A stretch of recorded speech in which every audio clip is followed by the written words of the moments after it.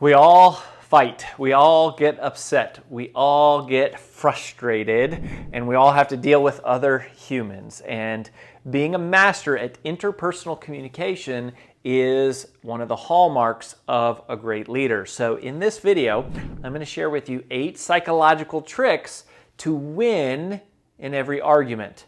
And these are things that are going to help you in your work life. They're going to help you in your personal life. They're going to help you with in your dating or with your spouse, with your kids, because all of just leadership in general is being a better communicator. So let's talk about it.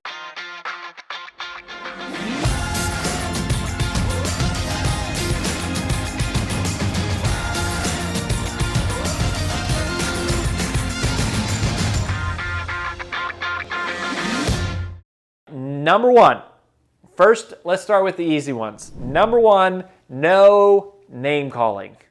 Name calling never helps interpersonal conflict. It never helps the situation. Name calling is not welcome to a conflict resolution conversation. So as a leader, as a parent, as a spouse, as a friend, as someone who is just discussing things with other people, leave the name calling out. It's already going to be heated enough without anything that is going to accelerate the emotions. So drop the name calling. Number 2, no cussing. No cussing. Even if you cuss normally, be specific and deliberate and intentional about not cussing whenever you are in an argument or whenever you are in a discussion or a conflict resolution conversation. Cussing elevates the energy and the emotion of the conflict. So the whole goal here is to minimize the ancillary kind of elements and the ancillary components of energy that are making an argument difficult. Because many times what happens is in an argument is you don't end up discussing the issue. And what ends up happening is we're not hearing what the other person is saying, and we're not communicating clearly what we're trying to say, because all we are hearing is how the other person is saying it. And we get so caught up in how they are saying it that we don't respond to what they are saying. And then it elevates and it escalates and it gets higher and higher. So no cussing, which leads to strategy and tactic number 3, very similar, no yelling. No yelling. You have to control your voice. You have to control it.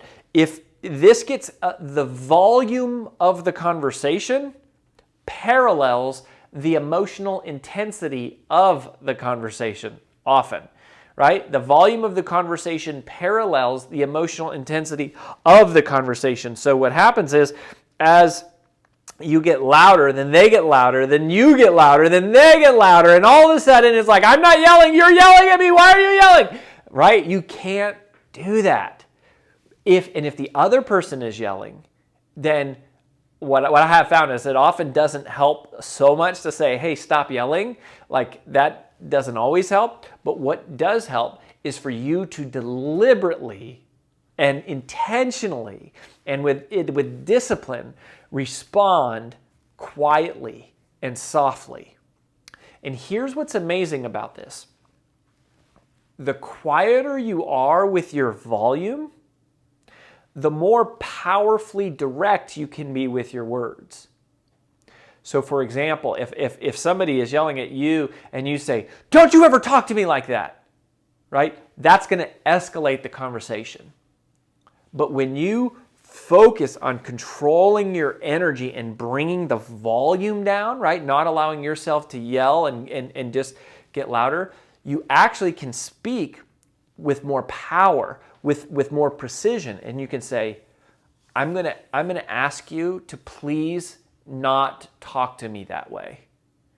And you say it and they hear it, and it's like the juxtaposition of how softly you're saying it in response to their volume, and also the juxtaposition of how direct you're being with what you're saying really gets through to people. So focus less on your volume, and I mean specifically focus on keeping your volume down, And that will allow you, it will enable you, okay, to speak more powerfully and directly with your words. Number 4, don't speak in generalizations. Don't speak in generalizations. This is one of the biggest ways that these conversations go sideways, right? And so whether this is in a work environment with a colleague, or maybe you're trying to coach somebody, or you're trying to like help them, maybe you're doing a review, or maybe it is a spouse, or like, you know, a love relation, or maybe it's with your kids. It's very, very difficult for any of us to own up to generalizations. So what are generalizations? Generalizations typically are trademarked by phrases like always, you always blank, or you never blank, right? Really, I'm always late, right? I'm always late. If I've never been on time, right? So if the boss comes to you and says you're always late, it's hard to own that. And it's even if I'm late 85% of the time, which would be a lot, right? But even if I'm late 85% of the time, it's hard for me to own always when it's not true. And what happens is in arguments and in discussions, people get hung up on the small inaccuracies, and they get hung up on the small inaccuracies, and that takes their focus off the big picture. So what you want to do is be as specific as possible. The more specific, the more terrific. When you speak in generalizations like, oh man, you never hit a deadline. Really, I've never hit a deadline? Never, not one time?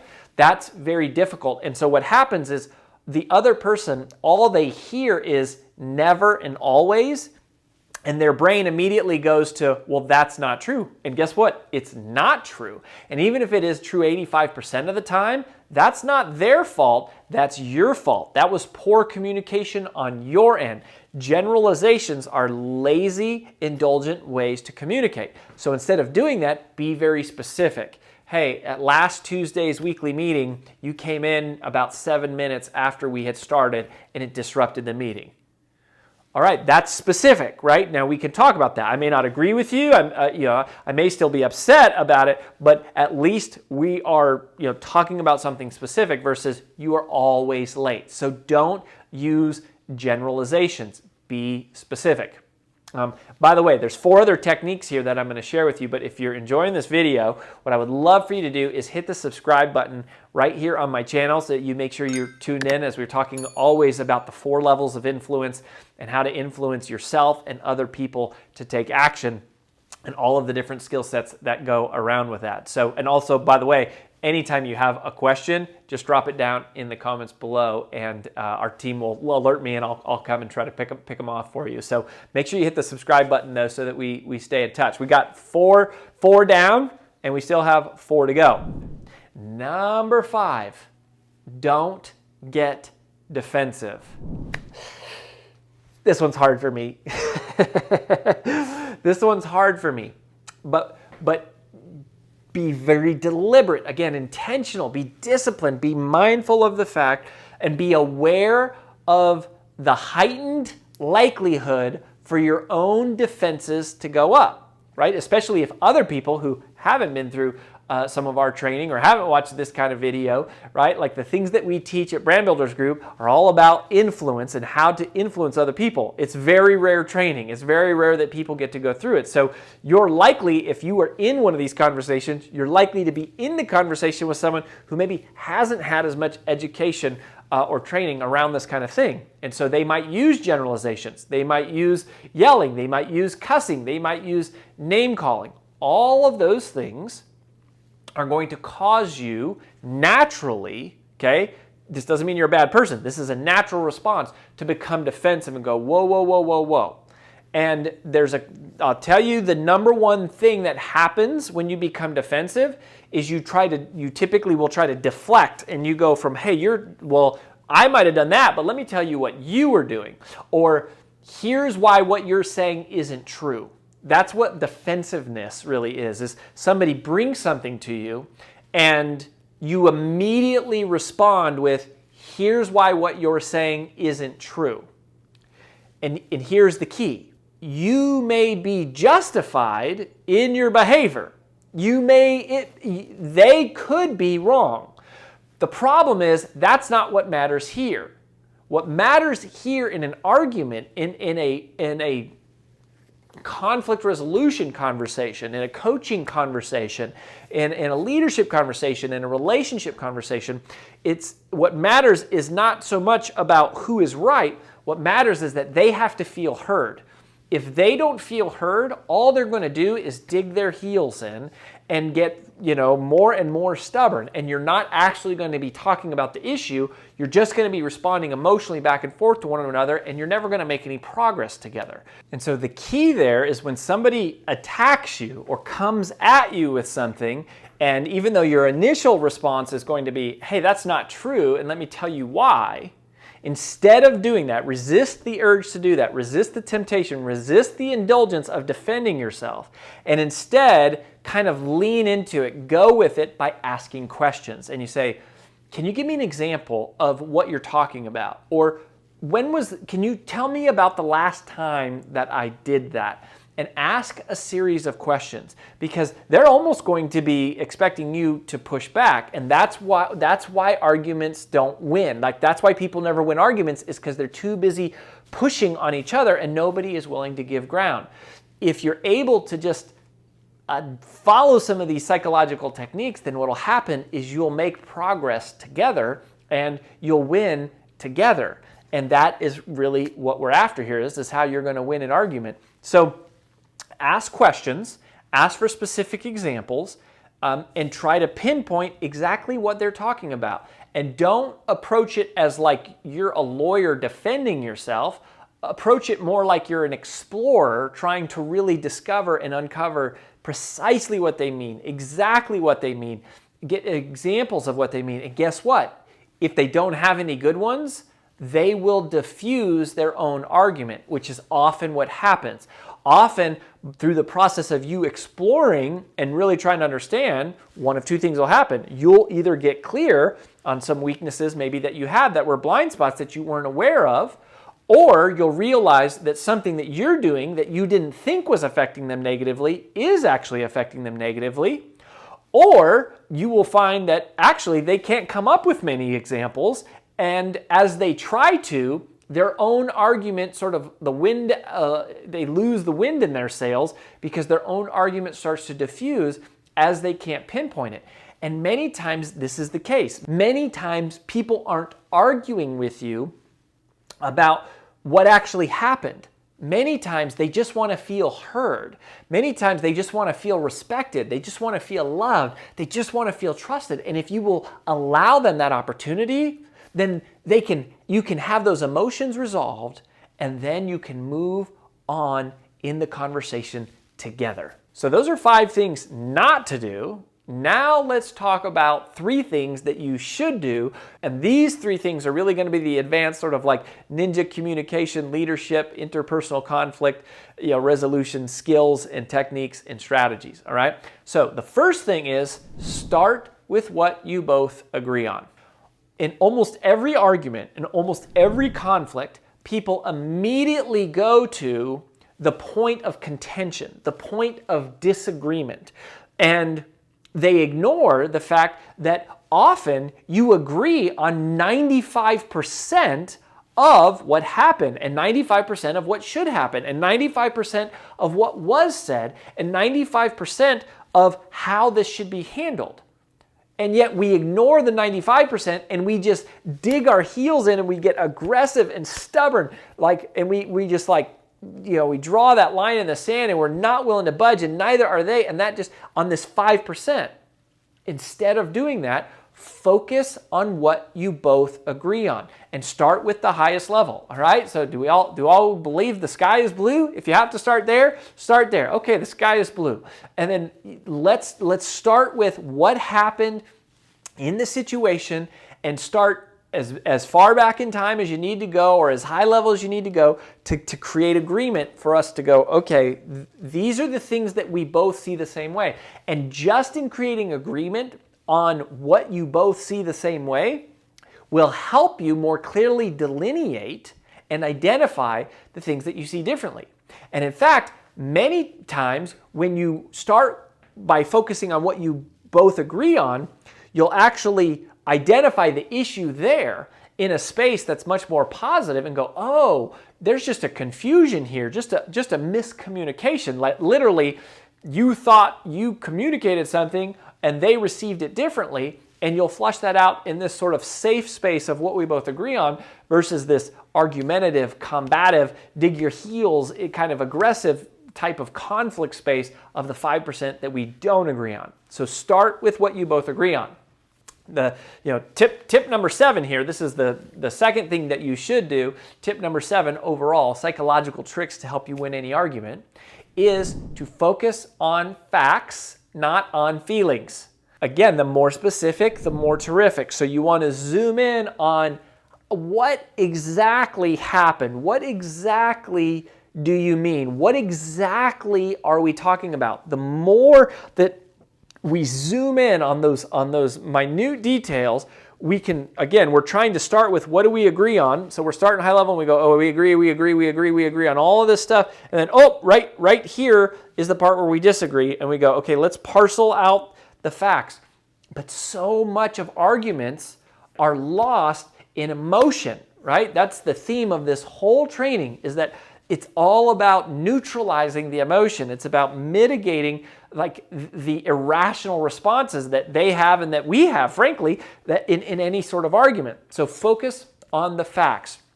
If you do that, you'll get to the real issue faster. And if you do it in a logical way and not doing any of these other mistakes that we've talked about, you're going to get there and you're going to have a chance to succeed, which brings us to technique number 8. And this is magic. Be more committed to finding what is right than who is right. Be more committed to finding what is right rather than who is right. Ooh, I have messed this up as a leader, as a husband, as a father, as a friend. So often I'm not even arguing to find the right thing. I'm just arguing to make my case so that I can win, so that I can be smarter, so that I can be accurate, so I can avoid having to admit that I made a mistake. That is the kiss of death. That is immaturity in a leader, in a spouse, in a parent. Like, you can't just be trying to prove that you were right. Again, don't be a lawyer trying to make a case. Be an explorer trying to find the right answer. That is a huge difference in the mindset here between people who win arguments and people who just, create conflict. Because here's the thing, if you don't do these things I'm talking about, or you do the things I'm telling you not to, even if you win the argument, you're going to lose the relationship.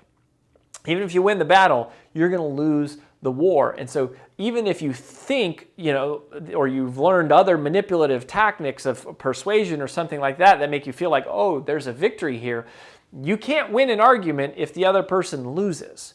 That's not how you win an argument. You don't win by you are claimed victorious, that you were accurate and they were inaccurate. That's not how you win an argument. The way you win an argument is by being able to reconcile the relationship and move things forward to where you both get what you want. And that is possible in almost every scenario, right? But where things go sideways are where people lose sight of the fact that we're exploring and we're seeking what is right, and they instead just dig their heels in and they become just relentlessly committed and just ruthless about not acquiescing to making sure they're the victor rather than finding what is the right thing about how we move forward.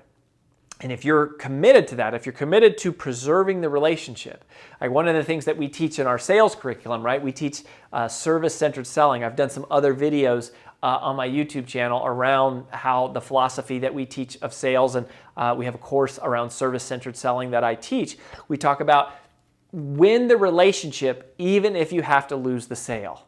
Win the relationship even if you have to lose the sale. And that applies here as well, right? Above all, win the relationship even if you have to lose the argument. And by doing that, you won't actually lose the argument. You'll actually win the argument because you'll diffuse things, you'll neutralize things, you'll take the emotion out, the irrationality out, the illogical out, and you'll be able to sit down and discuss and make progress to help people move forward. Because it's not about being right, it's about helping people be better people. It's about helping yourself be better, a better leader, a better spouse, a better parent, a better colleague, a better friend. And all of this happens with simple strategies and tactics of great communication skills. Share this video with somebody who needs it. Make sure you subscribe to the channel and stay tuned and stick around for more videos to come.